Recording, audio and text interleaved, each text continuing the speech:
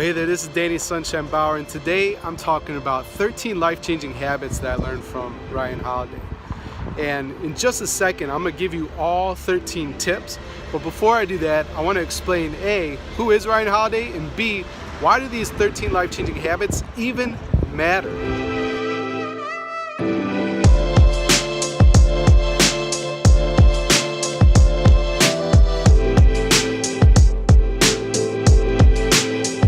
So firstly, who is even Ryan Holiday? Well, Ryan I consider one of my mentors, but by proxy, he's an author of some amazing books. And two that I recommend you check out would be Ego is the Enemy and The Obstacle is the Way. Ego's Enemy is an important read because it talks about how ego, left unchecked, right, will grow to crazy proportions and cause you just to do the stupidest things. But if you can chip away at that hard outer shell, then greatness awaits. Obstacle is the Way is an important book in my life too, because to tell you the truth, I don't like challenges that much. And when life seems to not be going my way, I love to have a pity party and I withdraw and I start playing small, and then there's no way that I can absolutely meet my potential. So Obstacle is the Way gave me, I guess, a way to reframe how I looked at challenges and to start seeing them and be thankful for them as opportunities to grow, to get better, that sort of thing. So the Greek philosopher Heraclitus said that every day is equal to one day. And why is that so important? Well, the fact is, it doesn't matter who you are, right? You have the same amount of time in every day. That's 24 hours. And every day, you're guaranteed that the sun's gonna come up, the sun's gonna come down. Everything's a constant there. The only variable is you, the type of energy and the type of effort that you put into every single day. That to me is inspirational, and it suggests quite an opportunity, right? Here's the thing, if one day is equal to every day, then that absolutely means if you could figure out how to win and just get today right, then you have the opportunity to figure out life, right? That you have the opportunity to get it all right. That's, to me, living a life of success and significance. Not only are you getting the micro every single day right, but you're getting the macro the whole time you're here. That short breath of your existence, you can win. All right, so now let's get to the 13 life-changing habits. Life-changing habit number 1 is prep. And a lot of us just go throughout the day like the waves are telling us where to go, the wind, it doesn't even matter, right? If you're a leaf, you would end up where you are just because of wind, not because you have any intentionality about where you want it to land. You're gonna have horrible results, not life-changing results, if you don't prepare for every single day.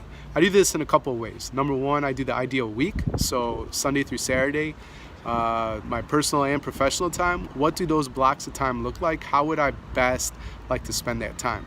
I use that in conjunction with my 12-week year, and that's my quarterly plan for the big goals, 2 professional, 1 personal, that I'm trying to accomplish, broken down week by week over a quarter, and then focused in on every single day. What are the moves that are going to get me closer to those 3 big goals? And the final way I prepare for every day would be the Miracle Morning. That's Hal Elrod's awesome book. He uses an acronym called SAVERS: silence, affirmation, visualization, exercise, reading, and scribing. And if you do that every single day, there's an opportunity that you're going to generate a lot of excitement and positive energy and momentum that you're going to bring to the day. I'm practicing number 2 right now, which is walking. And this is a new habit for me, to be honest. Like, I love fitness. I'm big into CrossFit. I love riding my bike around Antwerp, Belgium here all the time. Like, being on a bike reminds me of being 10 or 11. But here's the thing, I don't walk as much as I should. And they say that sitting's the new smoking. And with my job, I do plenty of sitting. It's a pretty sedentary role. So what I've done is I put in my calendar different alarms. So I make sure that I'm not sitting for an hour every single day without an interruption, where I get up, take a little walk. Maybe it's just a walk to the kitchen and back to get a glass of water. But then also in every single day, I embed at least a 20 to 30-minute walk, no devices, no connections, just a time to unplug and really let my mind sort of reboot and refresh. Tip number 3 is deep work.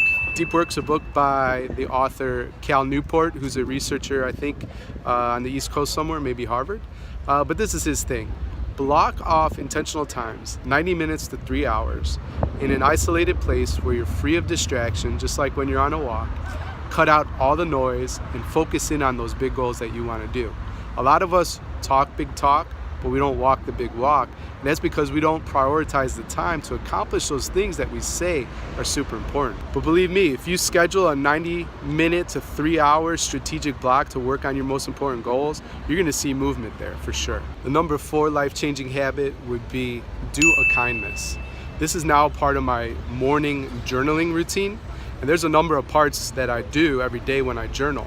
But one question I always answer is, what is something I could do for somebody else that they'll really appreciate, and I won't expect anything else in return? That's what it means to do a kindness or to be generous.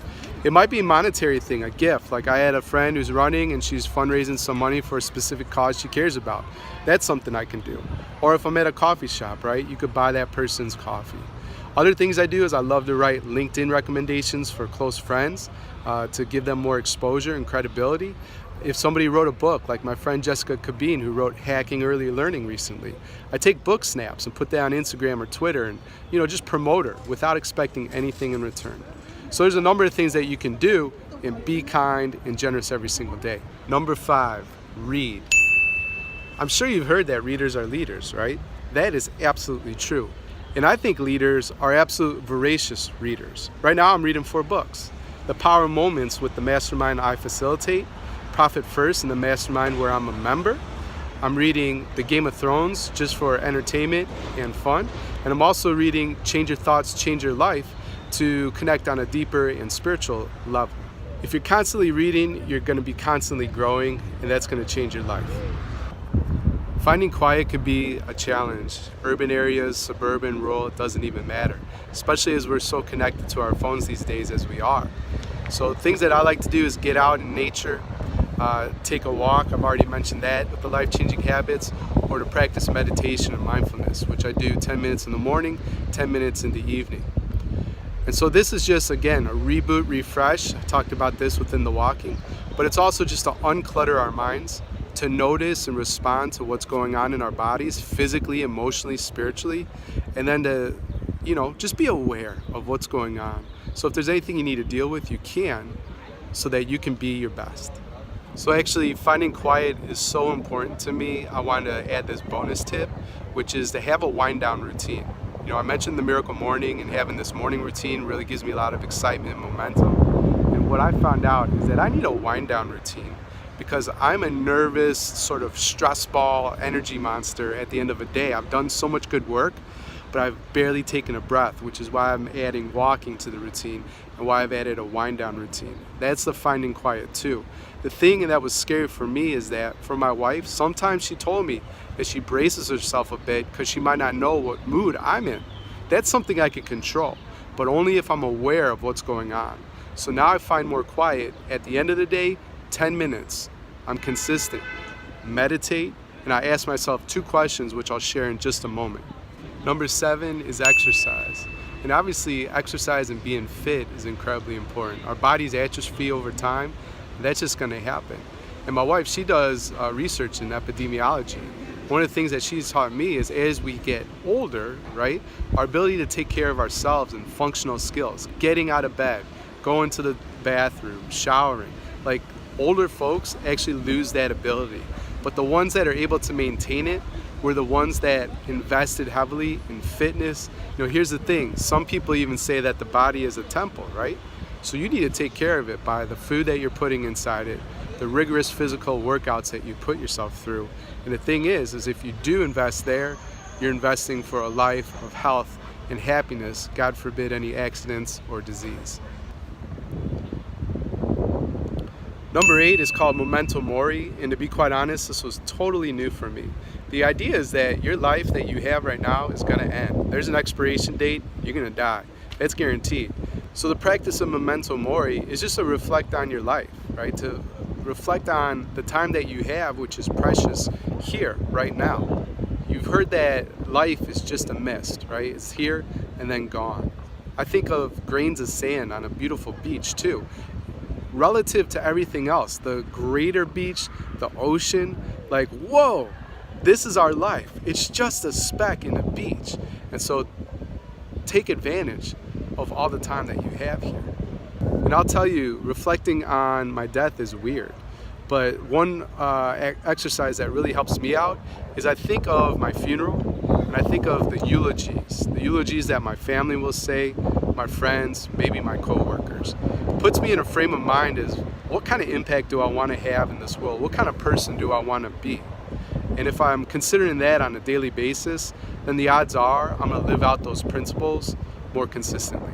It's unfortunate because today it seems that it's closed, but in that castle where I'm filming, there is the world, or definitely Europe's, oldest hourglass. And this brings us to another life-changing habit to try every single day, which is just practice a live time. Think of the last time you're at the grocery store and you were in line. I bet I could predict exactly what you were doing because you got your phone out, you checked emails that don't matter, and scrolled through a bunch of social media feeds and just filled the time. It didn't make you better at all. And listen, I do the same thing as well from time to time. But if you focus on a live time, right, you really start to consider what are those things that I want to accomplish. Instead of grabbing my phone and just seeing if I got another like on my Instagram post, maybe I should write that poem that I've been meaning to write my wife, or that letter that I want to send to my mom, or to take on some type of project that I've been putting off for whatever reason. The point is, time is precious. It's the most valuable resource you have. So instead of filling it with frivolous stuff that's not going to help you grow or improve or become a better human being, why not do something meaningful with the time you have? I love number 10, which is gratitude. But gratitude in the sense for the good and the bad. The Greek Stoic Epictetus said that with every situation in life, there's two handles where you can grab, but you can only grab one. Your options are anger or appreciation. So think about that. Would you rather grab the handle of anger or appreciation? I've heard it said too by Tony Robbins that your heart, right, and your mind can't be unhappy and frustrated and angry and expressing gratitude at the same time. So I really subscribe to that. Now I try to put a time limit on any pity party that I'm throwing myself. And if it's 30 seconds, 5 minutes, whatever it is, there's a hard shut off, and I switch from all the things that are making me mad, frustrating me, or whatever. What are those things that I'm absolutely grateful for? Plus, in the Miracle Morning, every day that I journal, I try to list at least 3 things that I'm super thankful for. And a little tip would be to be as specific as possible, not as general, right? That it's warm out or whatever. Like, get specific, that it's sunny out, there's not a cloud in the sky, and it's 75 degrees, and it's a beautiful day to be alive. The number 11 life-changing habit that I want to share is to review your day.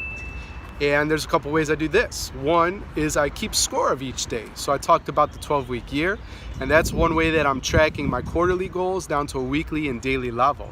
And so I check off, right, did I move towards my big 2 professional and 1 personal goal? And if I do, I give myself a percentage, and I'm going for greater than 85% a day. If I did that, I won the day. Remember, that's super important, because if you could just get today right, you can get life right. And so there's superpower in focusing on the micro.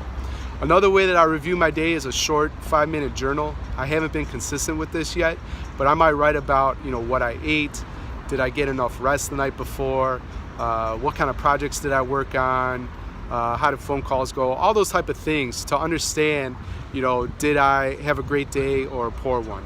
Maybe I'll even track, and something like Rescue Time's a good resource. It measures what you're doing on your computer, and you can see, hey, did I waste literally hours on social media? Well, that's why I didn't get anything done that day. The final way that I review my day, and this is really important, remember I talked about some days at the end, right, I haven't wound down enough. And I'm not the type of man that I want to be to receive my wife. And I'm short, I'm impatient, I'm stressed. And so I want to be patient and kind and generous and loving. And the best way to do that for me is to have a wind down routine. 10 minutes of meditation, but in terms of reviewing your day, I ask myself 2 questions. And I say to myself, what am I feeling and why am I feeling that way? It's super important, because if there's any external interference, any negative emotions that I want to be aware of, then I could start at least thinking about it, processing, like, why is that happening? And maybe it's something I could give a heads up to my wife about. But either way, it's not me just blindly going through the day. and having these emotions and feelings that cause actions that I'll regret later. So if I'm more aware, then I can handle it, I can deal with it, and be the type of person that I think I need to be. And the number 12 life-changing habit that I'd like you to consider incorporating in every single day is to connect with the bigger purpose. Now that might be spiritual, and you read a spiritual text, or you pray, or you go to a church, or participate in some type of community.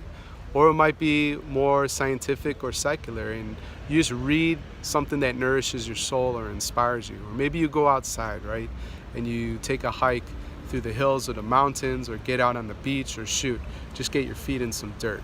But the point is, and I talked about this a little bit earlier with Memento Mori, life is just a speck. You're just a grain of sand on this, vast beach that has an ocean even bigger than the beach. So I love getting out in nature and just connecting with the bigger purpose, because it always puts me in my place. And the number 13 life-changing habit that I want you to try to do every single day is to get 8 hours of sleep. The crazy thing is, and science actually backs this up, if you exist on 6 hours or less of sleep a night and you think you're performing at a high level, you actually have a genetic mutation. And from a personal point of view, I know that I'm only at my best when I get more sleep. For me, it's minimum 7. I'm not so cool under 7. Definitely under 6, I'm just terrible. And if I get 8 hours or a little bit more, I wake up like an angel.